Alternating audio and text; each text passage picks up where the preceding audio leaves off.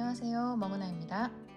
오늘은 제가 25년도에 일어난 일들을 다시 떠올려 보면서 저에게 쓰는 편지를 좀 준비해 봤습니다. 저는 뷰티 MCN 회사를 운영을 한 지 올해 횟수로 10년 정도 됐고, 또 12살짜리 아이를 양육하고 있는 엄마이기도 하고, 저희 친정엄마와 자매들 가족으로 보면 저는 장녀고 큰 딸로서 한 해를 좀 지내왔는데요. 이제 25년 11월이 눈앞에 다가왔고, 모두들 의미 있고 즐거운 일들을 많이 겪었겠지만 지극히 개인적인 저의 일들을 좀 돌아보면서 스스로 어떤 것들을 좀 느꼈는지 돌아보는 시간을 가지려고 합니다.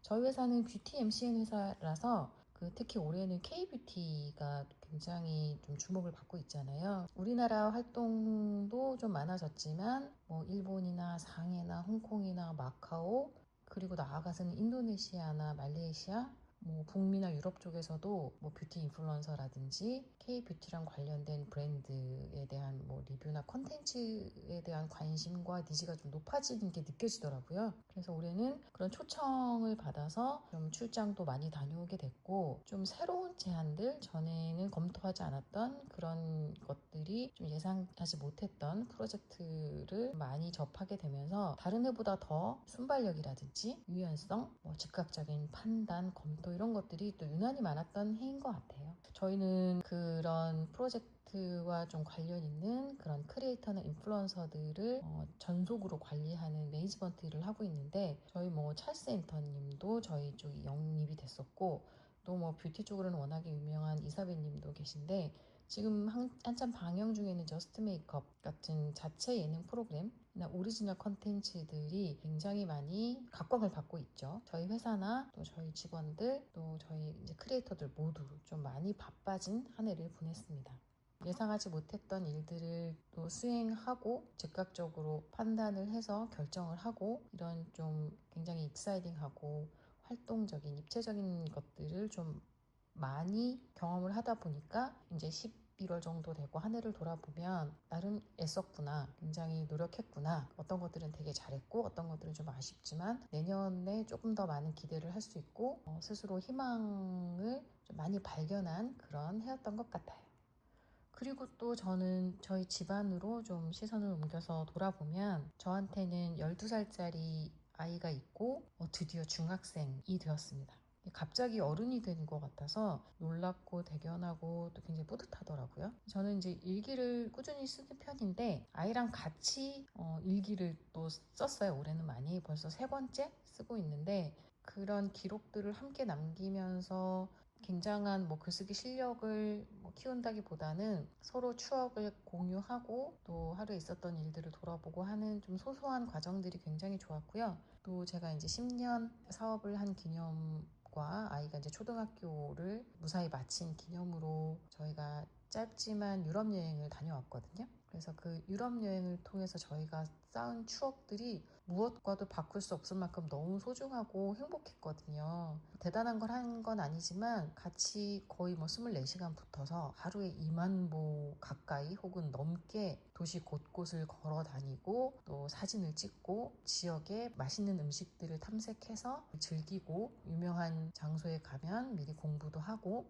또 다녀와서는 그런 것들을 일기로 기록하고, 좀 낯선 것들을 서로 겪으면서 한 팀이 돼서 굉장히 재밌는 일들도 많이 있었거든요. 사소하지만 힘든 것들도 많았고, 예상하지 못했던 사건이나 사고들도 사실 많았어요. 기차도 놓친 게 아니라 시위 때문에 봉쇄가 돼서 못하고, 여행지에 못 갈 뻔하기도 하고, 비행기 티켓에도 문제가 생겨서 이슈들을 많이 겪었는데, 똘똘 뭉치면서 문제를 해결하는 과정들이 너무 좋았던 것 같아요. 서로 짜증내거나 화내지 않고 어떻게든 해결하기 위해서 방법을 찾고 힘을 다 모았죠. 저희 아이가 가방도 다 들어주고, 영어 저희가 잘 못 듣고 하는 것들을 오히려 아이가 더 잘 듣고 해석해주고, 재밌는 일들이 많았는데, 그런 추억들이 다녀와서 보니까 무엇과도 정말 바꿀 수 없을 만큼 값지고 정말 소중하다고 느꼈거든요. 올해 초에 아이가 좀 교통사고가 나서 자전거 타다가 오토바이에 치여서 크게 다칠 뻔한 적이 있었어요.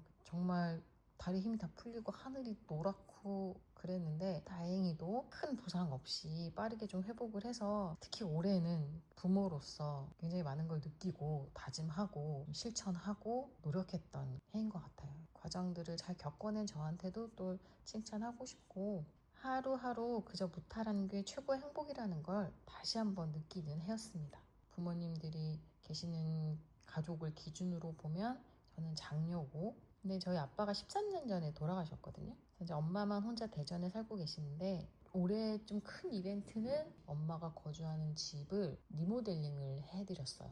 제가 올 여름 한 3개월 동안 주말마다 내려가서 그 감리라고 하잖아요. 인테리어 의뢰를 하고 의뢰한 대로 잘 진행되고 있는지 문제 없는지 확인하고 이거를 3개월 동안 열 몇 번은 내려간 것 같아요. 욕실이며 주방은 완전히 다 바꿨고 거실도 그렇고 테라스도 그렇고 뭐 다용도실도 그렇고 큰 작업들을 했습니다. 지금 생각해보면 그 더운 여름에 그것들을 해낸 게 지금은 굉장히 잘했고 대견하다 생각이 들더라고요.